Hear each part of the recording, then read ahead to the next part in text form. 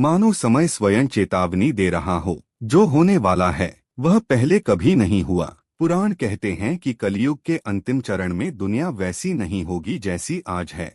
लेकिन क्या हम पहले चरण में भी सचेत हैं? क्या हम उन संकेतों को पहचान पाए हैं जो युग के अंत की दस्तक देते हैं?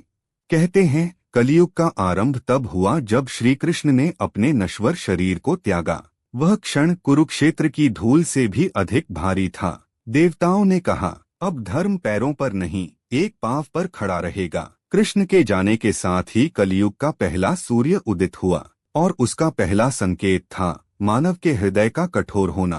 पुराण बताते हैं कलयुग के प्रारंभ में धर्म सवा रह जाएगा, सत्य, दया, तप और दान कमजोर होने लगेंगे। और यही हुआ। एक नगर जहां पहले धर्मसभा होती थी, अब वहां बाजार लग चुका है। सड़क पर चलता एक कैमरा दिखाता है, मंदिरों के द्वार खुले हैं पर मन बंद हैं। लोग विद्वानों का अपमान कर हंसते हैं, धन की चमक चेहरे पर दिल भीतर से खोखले। पुराण कहते हैं संकेत एक, मान सम्मान का पतन। गुण का सम्मान नहीं होगा, धन का होगा। लोग पूछेंगे नहीं कितना ज्ञानी है, बल्कि कितना कमाता है।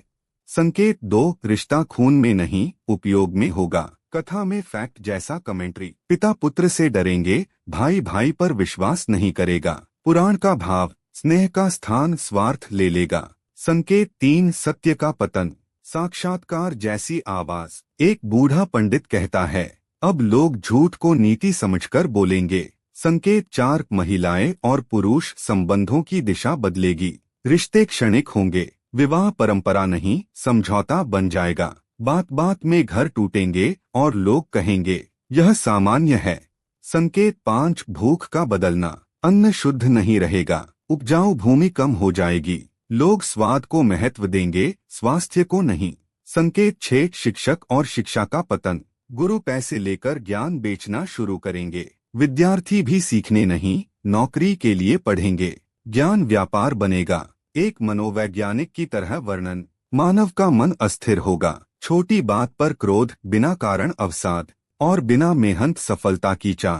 पुराण के संकेतों के अनुसार संकेत सात, अधार्मिक राजा, शासन का पतन। शासक अपने लाभ के लिए शासन करेंगे। जो कहेंगे हम जनता के लिए हैं, वे वास्तव में अपने लिए होंगे। संकेत आठ, अनैतिकता का बढ़ना। पंडालों में भक्ति होगी, घर में झगड़े, उत्सवों में शोर, किंतु दिल में खालीपन। कहानी भाव के साथ। एक घोर अंधेरी गुफा में कोई आवाज बोलती है, कलयुग को मन जीतने के लिए तलवारों की जरूरत नहीं, बस 5 इंद्रियां काफी हैं। और यही हुआ। संकेत 9, दृश्य का मोह। लोग असली जीवन नहीं, स्क्रीन के जीवन से जुड़ेंगे। सुबह से रात दृश्य का नशा। संकेत 10, श्रवण का विकार। मनोरंजन शोर बन जाएगा, शांत मन दुर्लभ होगा। संकेत 11, भोजन का मोह। स्वाद सर्वोपरि, लोग पेट से नहीं जुबान से खाएंगे। संकेत 12, स्पर्श का मोह। शरीर का महत्व बढ़ेगा, चरित्र का घटेगा। संकेत 13, सुगंध का मोह। कृत्रिमता असली सौंदर्य को दबा देगी। संकेत 14, मौसम असामान्य हो जाएगा। जहां वर्षा होनी चाहिए सूखा, जहां गर्मी वहां बर्फबारी। लोग इसे क्लाइमेट चेंज कहेंगे, पर यह युग परिवर्तन की शुरुआत होगी। संकेत 15, पशु पक्षियों का व्यवहार बदलेगा। वे भ्रमित होंगे, नदियां प्रदूषित होंगी, पक्षी अपने दिशा ज्ञान खो देंगे। संकेत 16, नकली गुरुओं का उदय। जो कहेंगे मैं बनाऊंगा तुम्हारा जीवन, वे स्वयं जीवन से भटके होंगे। संकेत 17, पूजा व्यवहार नहीं प्रदर्शन बनेगी। लोग कहेंगे देखो मैंने क्या चढ़ाया, न कि मैंने मन से क्या बदला। संकेत 17, पूजा व्यवहार नहीं प्रदर्शन बनेगी।